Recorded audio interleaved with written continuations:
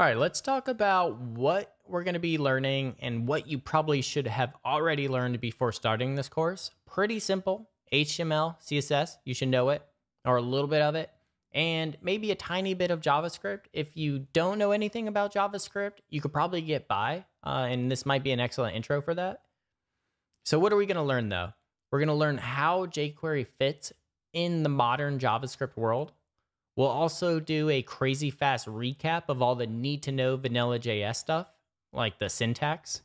We'll actually learn how that JavaScript relates to the HTML so you understand what's actually happening between the two.